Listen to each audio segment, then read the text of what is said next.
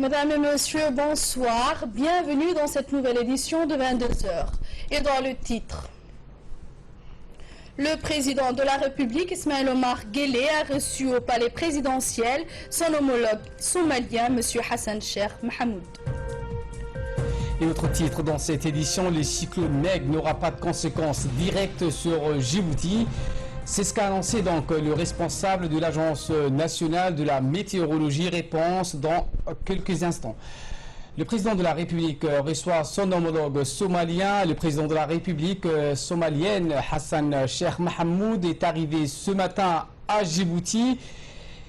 Il a été accueilli à sa descente d'avion par le Premier ministre Abdelkader Kamil Mohamed et les membres du gouvernement. Peu après son arrivée, le président de la République, Ismaël Omar Guelleh, a reçu au palais présidentiel son homologue somalien, Hassan Cheikh Mohamed, accompagné d'une importante délégation comprenant notamment son directeur de cabinet,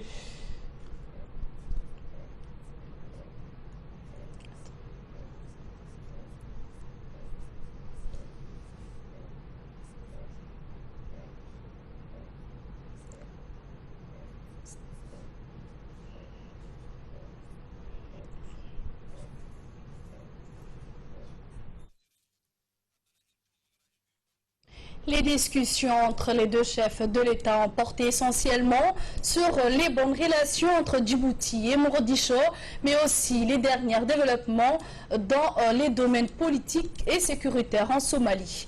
Les relations de coopération entre les deux pays et les deux peuples frères, ainsi que les voies et les moyens de les promouvoir et de les développer davantage, ont été abordés au cours de cette rencontre. L'appui multiforme que la République de Djibouti apporte à la Somalie, le combat opposé au Shabab, le conflit au Yémen ainsi que la problématique de flux permanents de réfugiés dans cette partie du monde ont été également évoqués. Rappelons que le chef de l'État somalien effectue un séjour de travail de 48 heures dans notre pays. Il est arrivé aujourd'hui à Djibouti à l'invitation du président de la République, Ismaël Omar Guelleh.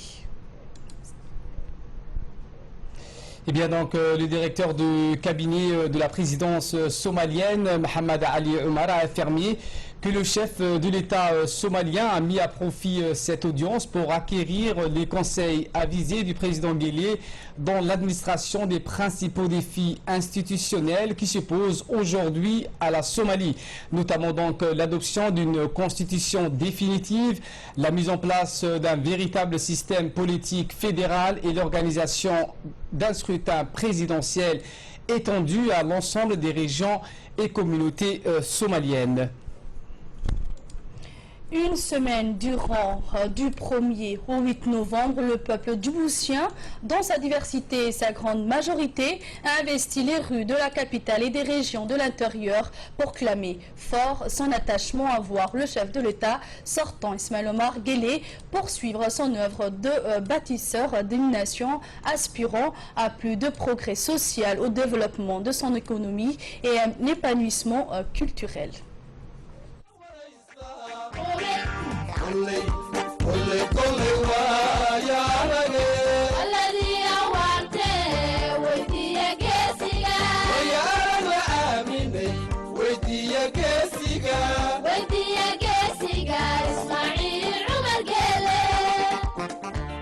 Ils étaient quelques 150 000 hommes et femmes, toutes conditions sociales confondues, à être sortis exprimer gaiement leur enthousiasme à soutenir le président Guelleh à Djibouti-Ville. Leur nombre était presque similaire dans les 5 autres régions de l'intérieur.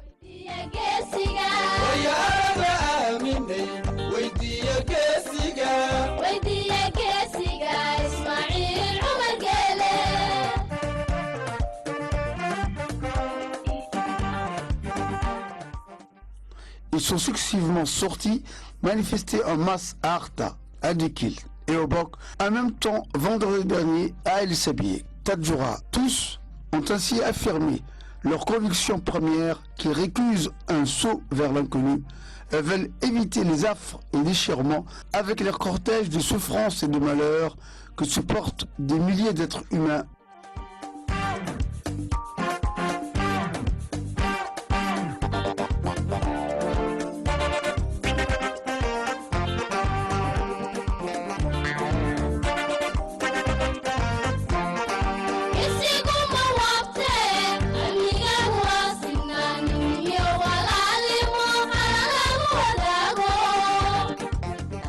sont dans l'expectative et attendent une réponse claire et précise du chef de l'État afin qu'il les rassure, répondant positivement à leur attente. Ces rassemblements confortent tous ceux et toutes celles qui militent pour l'unité nationale et la cohésion sociale d'un même peuple. Un peuple uni et solidaire.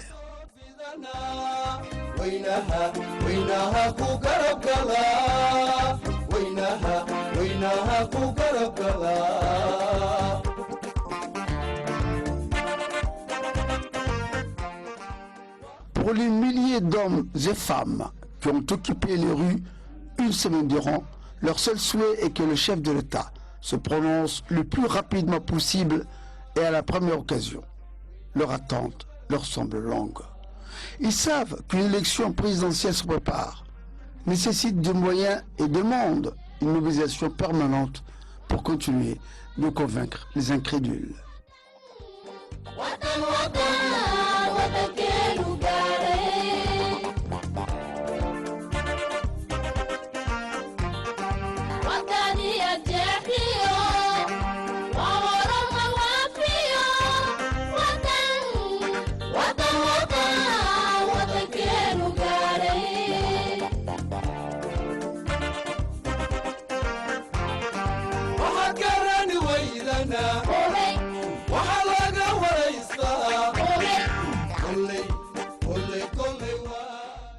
Une carrure de chef de l'État ne s'improvise pas et le président Délé a toute l'aura et la confiance d'une très large majorité de son peuple.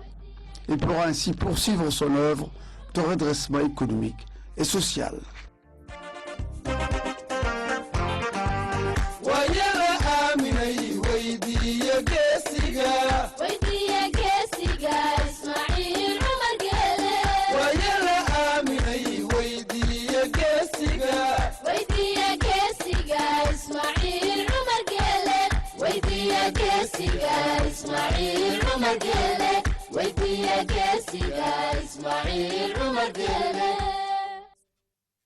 madaxweynaha dalka wixii aan ku taageersanahay hore ayaan u sheegay oo maasahan ayaan ku sheegay marka mas'uul qiimihiisa waxa lagu qiyaasaa qaban qaabihiisa wuxuu horumar qaade waxa aad ku qanacdaa markaad qaayihiisa iyo qorshihiisa bogatay adigana qoriyo maan qumano Ismaaciil waxaan kugu qadarinaa qiimeynta nabadee adigan qiyaasli ishalay kugu qadarino maantana si qaaliya kugu wada khushuucne xilka hoo marka la qabo qaadirku ha kula jiray geesiga qarnigano walaalo igaho midaan halmaamayno ku hayno haabko ugu helino maanta IOJ walaalo igaho hooygeenu waa nabad higsigiisu waa horumar Soomaha taasi midaan ugu helino IOJ maanta halhayntiisu waa xasilooni hantidiisu waa midnimo hamigiisu waa horukac Soomaha taasi midaan ugu helino IOJ nikasto is hawlo hingaadiye magaca hogaanka halyeega inuu haafkiisa gaareen soo hubaal maaha Soomaha taasi mid aan ugu helino IOJ noloshu waa haadan hadeer iyo hadhow is hareerayaalo haddana hayb wadaago halkan joogna shalay waa hubaalo maanta waan ka horeynaa ha yeeshee hag baa ka hadhay anashada hadafka kama dambeynta ah Soomaha taasi mid aan ugu helino IOJ. C'était donc dans le titre, le cyclone Meg a frappé l'île de Socotra, située au Yémen, au niveau 3 sur 5 sur l'échelle de Saffir-Simpson. L'île a essuyé des vents violents, des vagues de 6 mètres et des pluies torrentielles. Il a également touché le nord de la Somalie alors qu'il était de catégorie 2. Le cyclone traverse actuellement le golfe d'Aden et se dirige vers le sud du Yémen. Et cette nouvelle très rassurante, donc le cyclone Meg n'aura pas de conséquences directes sur Djibouti. C'est ce qu'a annoncé le responsable de l'Agence nationale de la météorologie. Le cyclone Meg, qui nous intéresse actuellement, est né juste après le cyclone Chapala, qui a fait des dégâts assez importants et puis des pertes de vies humaines, aussi bien au Yémen que sur Socotra. Il a fait également des pertes et puis des dégâts aussi sur la pointe de la Corne de l'Afrique, dans la région de Puntland. Ce cyclone, certes, il est de faible intensité par rapport au précédent, mais néanmoins comporte également comporte des forces et des potentiels énergétiques où il peut créer également des dégâts. Jusqu'à aujourd'hui, ce cyclone Meg était positionné sur la pointe de la Corne de l'Afrique où on craignait même qu'il y ait une déviation totale de sa trajectoire vers le continent. Mais il vient de quitter maintenant la région de la pointe de la Corne de l'Afrique et il s'engouffre dans le golfe d'Aden, ce qui crée quand même des inquiétudes et des craintes pour tous les pays de la région. Bon, en regardant les analyses des modèles de prévision fournis par les grands centres météorologiques spécialisés, il est prévu que ce cyclone se désagrège au contact du relief du Yémen. C'est-à-dire il va frapper le Yémen et là se désagréger et perdre toutes ses énergies et son potentiel des dégâts quand même. Donc il va causer des dégâts là-bas sur le Yémen où il va toucher, mais j'informe à la population et avec insistance que ce cyclone ne va pas venir directement heurter et frapper notre pays. Qu'est-ce que ce cyclone va effectivement introduire chez nous? Ce sont ces résidus, que ce soit des résidus nuageux, d'instabilité et puis des vents forts qui vont parvenir jusqu'à chez nous. C'est-à-dire, on aura dans les jours, ce cyclone va se désagréger dès demain, mais ces résidus vont directement venir dans cette région. Ce qui fait qu'on aura un défilement des passages nuageux qui vont probablement donner des averses orageuses et des pluies qui ne sont pas continues et qui ne sont pas très modérées généralement, mais on aura quand même ces précipitations. On aura également des vents qui seront légèrement modérés, et puis la mer sera dans cette région également très agitée, voire même forte pour la circulation maritime. C'est tout ce qu'on dit. Donc, pas d'alarme, pas de risque de cyclone qui va s'abattre sur nous. Donc, tout ça, c'est à écarter. Donc, toutefois, il faudra être vigilant puisqu'il y a un cyclone qui est juste dans le golfe d'Aden que nous regardons et que tout le monde observe et puis que ça fait quand même, ça suscite des craintes et des inquiétudes pour la population. À l'ensemble de la population, qu'il n'y ait pas un risque potentiel que ce cyclone va heurter et frapper notre pays. Cependant, nous aurons des résidus, en fait, nuageux qui vont nous parvenir et nous occasionner des précipitations d'averses orageuses et de pluies intermittentes, comme on l'a eu déjà au précédent cyclone. Donc, il n'y a pas de crainte, il n'y a ni d'alarme. Ce cyclone va se désagréger au niveau des côtes du Yémen, où il va perdre également son énergie et son potentialité. Bien entendu, donc le cyclone Meg n'aura aucun impact sur la République de Djibouti. Autre actualité de ce soir, les membres de la représentation nationale réunis en commission permanente se sont penchés ce lundi sur 5 normes juridiques variées dont la teneur oscille entre le thème prépondérant, les finances publiques, le domaine important des projets de développement, en passant par les volets cruciaux des affaires sociales. Cette journée particulièrement remplie a débuté avec l'analyse des projets de ratification bilatérale. En effet, c'est sous la présidence conjointe des honorables Aïcha Dabarguele et Abdo Sikié-Dirié que les membres de la Commission des Affaires étrangères et de la Commission du Développement social ont examiné 2 conventions. La première porte sur le projet de loi numéro 106-2015 portant ratification de la Convention de prêt pour la participation au financement du projet de construction du port de Tadjoura. Le second projet est celui de loi numéro 105 de l'année 2015 portant ratification de l'accord de financement de production à Djabanas. Ces travaux de commission tenus en formation élargie se sont déroulés en présence des membres du gouvernement suivant M. Moussa Ahmed Hassan, ministre de l'équipement et des transports, Ali Yacoub Mahmoud, ministre de l'énergie chargé des ressources naturelles, et Elias Moussa Dawale, ministre de l'économie et des finances chargé de l'industrie. Au terme d'un débat constructif, les projets de ratification de 2 conventions subventionnées ont reçu l'avis favorable des commissaires pour leur transmission en séance publique. Et concernant toujours les travaux de différentes commissions à l'Assemblée nationale et sous la présidence de l'honorable Charmak Moussa Arré, la commission de finances, de l'économie générale et du plan, clôturant ses réunions à la présentation nationale, a examiné le projet de loi de finances numéro 112 de l'année 2015 portant budget rectificatif de l'année pour l'exercice 2015. Et à ce titre, donc, le gouvernement a été représenté par Boudi Ahmed Roblé, ministre du budget, au terme d'une discussion fructueuse tant au niveau du corpus que des contextes. Les commissaires ont donné leur avis favorable pour ce que ce texte soit transmis en séance publique. Ces travaux de commission tenus en formation élargie se sont déroulés en présence des membres du gouvernement, Moussa Ahmed Hassan, ministre de l'équipement, Ali Yacoub, ministre de l'énergie, et Ilyas Moussa Dawale, ministre de l'économie et des finances, chargé de l'industrie.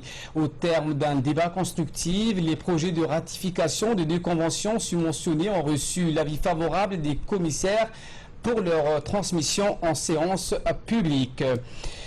Le ministre délégué à la coopération internationale, Ahmed Ali Silay, a ouvert une réunion de la restitution et de la validation des rapports sur la micro-évaluation des structures partenaires pour la mise en œuvre des programmes bénéficiant de l'appui financier des agences onusiennes appliquant le ACT, l'approche harmonisée des transferts d'espèces aux partenaires d'exécution, en présence notamment donc de la coordinatrice résidente des activités opérationnelles du système des Nations Unies en République de Djibouti, des chefs d'agence des Nations Unies à Djibouti et des représentants des ministères techniques bénéficiaires.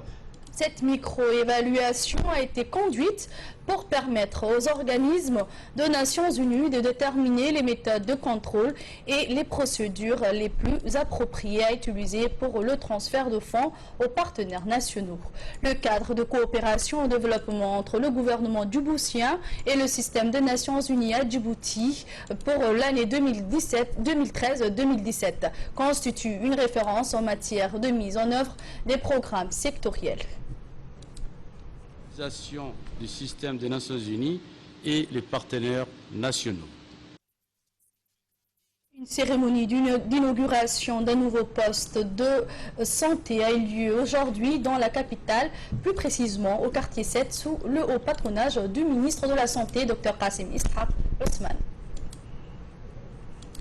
Et on prit part donc à cette inauguration le ministre de la Santé, Dr Kassim, la secrétaire d'État chargée à la solidarité nationale, Mme Zahra Youssouf Rayad, le directeur général de l'Agence djiboutienne de développement social et la représentante résidente de la Banque mondiale, Mme Ouma Zahra Fatoui. Ce nouveau poste de santé est financé par la Banque mondiale à la demande de l'ADDS. Dans le cadre du programme de réduction de la pauvreté urbaine, les habitants de ce quartier populaire ont accueilli chaleureusement le ministre et ses collaborateurs. Ensuite, le ministre a visité les différentes salles de ce centre de santé communautaire. Dr Kassim et sa délégation ont terminé leur visite par une réunion avec les parents du quartier 7. Au menu de cette réunion, la bonne gestion et ainsi que l'administration humaine et matérielle, sans oublier donc la sécurité et l'hygiène.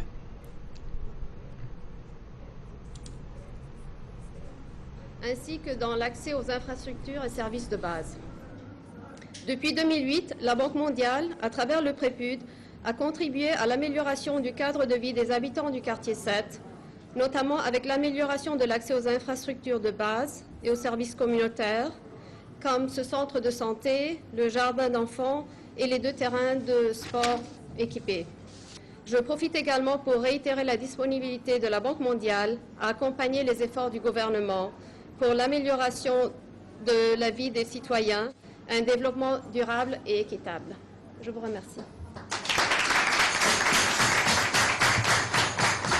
C'était donc les explications de la représentante de la Banque mondiale, Mme Zahra Fatouhi.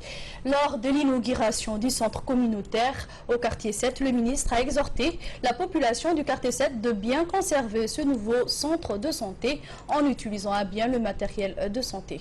Écoutons donc le ministre de la Santé. Oui, je disais qu'aujourd'hui, nous nous trouvons au quartier 7 pour l'inauguration d'un nouveau poste de santé Je suis accompagné dans ce déplacement par la secrétaire d'État à la solidarité et par la représentante de la Banque mondiale. Tout d'abord, je tiens à remercier la population du quartier 7 pour l'accueil chaleureux qui nous a été réservé. Par la suite, ces postes de santé ont été financés par la Banque mondiale à travers la secrétaire d'État à la solidarité. Comme vous venez de voir, il est composé de plusieurs services de base. Nous, de notre côté, nous avons mis les équipements nécessaires. Tous les équipements que vous voyez à l'intérieur, ainsi que le personnel, ainsi que les médicaments, ont été acheminés par le ministère de la Santé. Et l'essentiel de ce qu'on allait dire, nous l'avons dit en langue nationale et notre collègue de la Banque mondiale aussi l'a dit, et moi je le répète. À partir de cet instant, le poste de santé de quartier 7 appartient à la population de quartier 7. Il vous appartient de la gérer. Il vous appartient d'assurer la sécurité. Il vous appartient d'assister les personnels médicaux et paramédicaux mis à votre disposition. Direction à Obok, où le ministre de la Santé, Dr Kassim Ishaq Ousmane, a procédé à l'inauguration du centre de soins pour les réfugiés yéménites d'Obok dans la journée d'hier. Le ministre était accompagné du préfet de la région d'Obok, M. Hassan Dabalé, du directeur exécutif de l'ONG saoudienne, du directeur général de l'hôpital Al-Rahma, de l'ambassadeur de l'Arabie saoudite et de son conseiller technique, ainsi que de plusieurs élus de la région. Et bien donc, au cours de cette visite, le ministre de la Santé et la délégation ont pu visiter les unités du centre de soins qui comprend notamment les services de santé destinés à la mère et à l'enfant et des personnes yéménites réfugiées. Ces soins sont destinés à prendre en charge rapidement les réfugiés et à travailler étroitement avec le centre médico-hospitalier d'Obok. Pour terminer, le ministre de la Santé, Dr Kassim, a remercié chaleureusement l'ONG saoudienne pour l'appui qu'elle offre aux réfugiés du Yémen qui séjournent sur le sol djiboutien et dont le gouvernement se préoccupe quotidiennement en leur permettant d'accéder à tous les services de santé du pays.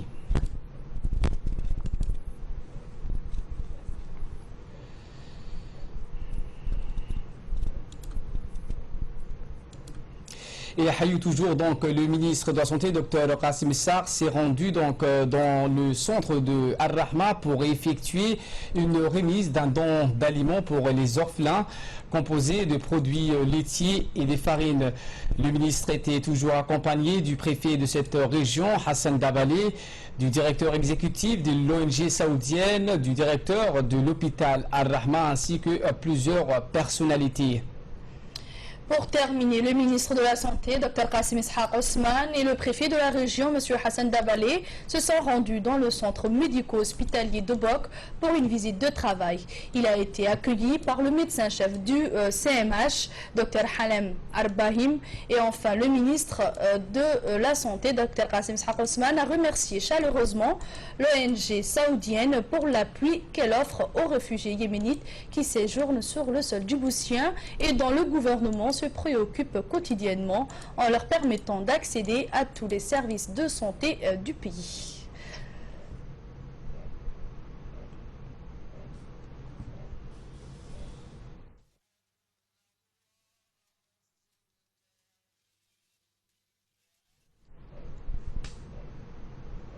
Le ministre de la Santé a souhaité dans son discours la bienvenue à l'ONG saoudienne et à toutes les personnes qui se sont déplacées pour prendre part à cette cérémonie d'inauguration du centre de soins mis à la disposition des réfugiés du Yémen dans la région d'Obok. Écoutons donc le ministre. Djibouti, depuis que la guerre du Yémen a été déclarée, la République de Djibouti, sur instruction du président de la République, a été le premier à ouvrir les ponts humanitaires pour nos frères yéménites. Si aujourd'hui une bonne partie des Yéménites qui se trouvent dans ces camps sont autour de nous, s'ils sont en bonne santé, c'est grâce aussi à la solidarité, à l'appel à la solidarité nationale lancé par la première dame de la République de Djibouti. Aujourd'hui, nous sommes là, nous allons procéder à l'inauguration d'un poste de santé, ou bien ce qu'on appelle en terme médical un hôpital de campagne. À l'exception du centre de Roi Salman, la plupart des promesses n'ont pas été tenues. Cependant, nous souhaiterions que les autres départements arabes aussi puissent nous assister pour que ces gens-là puissent avoir le minimum de choses. Et que je tiens, pour conclure, je remercie encore le secrétaire exécutif du centre de Roi Salman qui se trouve aujourd'hui avec nous. Et c'est une journée importante et nous souhaiterions que les autres institutions arabes aussi puissent suivre aussi les schémas du Roi Salman. Éducation maintenant, un atelier de formation pédagogique s'est ouvert hier dans les locaux du centre de formation des enseignants de l'enseignement fondamental. Eh bien, cette formation animée par des experts saoudiens de la commission Al-Da'wa de l'Afrique en collaboration avec le ministère des Affaires islamiques et de l'éducation saoudienne qui se déroule donc pendant une semaine maintenant, elle fera la participation de plus de 120 enseignants et conseillers arabisants de l'enseignement fondamental et secondaire du public et du privé.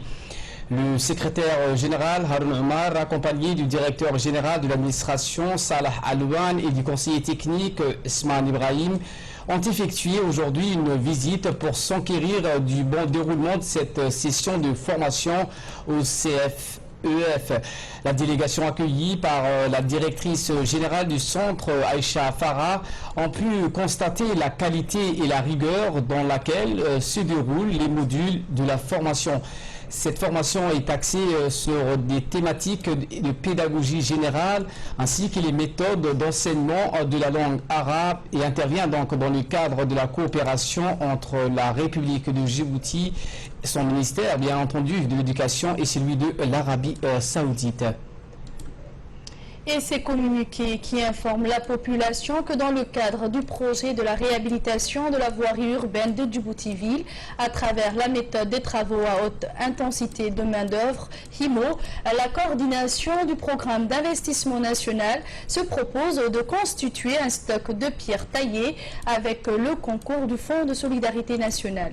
La coordination informe l'ensemble des producteurs de pierres taillées, artisans et coopératives de bien vouloir récupérer auprès de la direction de l'ADR, Bureau des études de Boulaous, à partir de samedi 14 novembre 2015, le cahier des charges définissant les normes et les spécifications techniques des pierres taillées. Les intéressés devront se prémunir préalablement d'une autorisation d'exercer l'activité de pierres taillées qui sera délivrée par le secrétariat d'État à la solidarité. Dans un souci de facilitation des démarches y afférentes, la coordination porte à la connaissance des producteurs que les différents services publics intervenant dans ce processus sont regroupés au sein du bureau des études de l'ADR 6 Boulaous et ont chacun une antenne. Et autre nouvelle, un atelier de sensibilisation de lutte contre les mutilations génitales féminines s'est poursuivre. Justement donc cet atelier dans ce sens a été organisé à Balbala 12. L'atelier a vu la participation de Fatouma Ali, la coordinatrice du comité de gestion de Balbala, le président de la commune de Balbala, Youssouf Nouhou, ainsi que plusieurs autres personnalités. Ainsi donc les sages et chefs coutumiers de PK12 ont été invités. Des débats fructueux ont eu lieu en présence de nombreux responsables et habitants de ce quartier. À cette occasion, des sketchs et des danses traditionnelles ont été organisés par les jeunes de ce quartier. L'objectif donc de cet atelier est d'éradiquer totalement toute forme de mutilation génitale féminine, que ce soit la sunna ou autre forme qui sont d'ores et déjà proscrits par les lois en vigueur en République de Djibouti. Rappelons que cet atelier a été organisé en étroite collaboration avec l'Union nationale des femmes djiboutiennes et l'UNICEF. Actualité hors de nos frontières à présent et en bref et sans images en Somalie où plus de 90 000 personnes dans le sud de la Somalie ont été touchées par d'importantes inondations qui durent depuis plusieurs semaines dans ce pays, poussant près de la moitié de ces personnes à quitter leur foyer, a indiqué l'Organisation des Nations Unies. La Somalie est régulièrement touchée par ces intempéries, mais des experts climatiques ont également mis en garde sur les risques d'inondation provoqués par ce phénomène climatique El Niño. El Niño, je vous rappelle, est un grave épisode météorologique se traduisant aussi bien par des sécheresses que par des inondations et qui survient donc tous les 2 à 7 ans. Caractérisé par un réchauffement climatique dans l'océan Pacifique, ce phénomène devrait se renforcer dans les mois à venir et persister jusqu'en 2016. En Afrique du Sud, face à une sécheresse qui n'en finit plus, le pays connaît la pire sécheresse depuis 30 ans et les prévisions météorologiques n'annoncent pas d'importantes précipitations avant l'année prochaine. Les premiers touchés sont les fermiers dont la production agricole est déjà très affectée. Le gouvernement sud-africain appelle à changer les habitudes face à la sécheresse dans certaines régions. Il n'y a quasiment pas plu depuis le début de l'année. Dans plusieurs provinces, les sols sont desséchés, le niveau d'eau dans les barrages est bas et certaines villes ont déjà commencé à rationner l'eau. Avec 70% des sièges à travers le pays, le parti de l'opposante birmane Aung San Suu Kyi a revendiqué ce lundi 9 novembre une victoire écrasante aux élections de la veille. La Ligue nationale pour la démocratie a remporté 35 des 36 premiers sièges de députés annoncés lundi par la commission électorale qui s'est lancée dans un long égrenage des résultats incluant la chambre haute et basse du Parlement national et assemblée régionale. Le parti au pouvoir, l'USDP, créé par d'ex-généraux pour assurer la transition, a reconnu de premier revers le président de la chambre basse du Parlement, Choi In-man, s'est incliné face au candidat de la LND dans la région de Phiu. Dans le centre du pays, le président du parti, Htao, et plusieurs poids lourds du parti se sont fait balayer. La LND de Suu Kyi a besoin de remporter quelques 330 sièges dans les 2 chambres, soit 67% d'après ses calculs. Pour avoir la majorité, si elle obtient la majorité au sein de 2 chambres, elle pourra décider qui sera le prochain président. Fin de cette édition, merci à vous de nous avoir suivis. Je vous souhaite à tous et à toutes de passer un agréable moment avec le reste de nos programmes télévisés.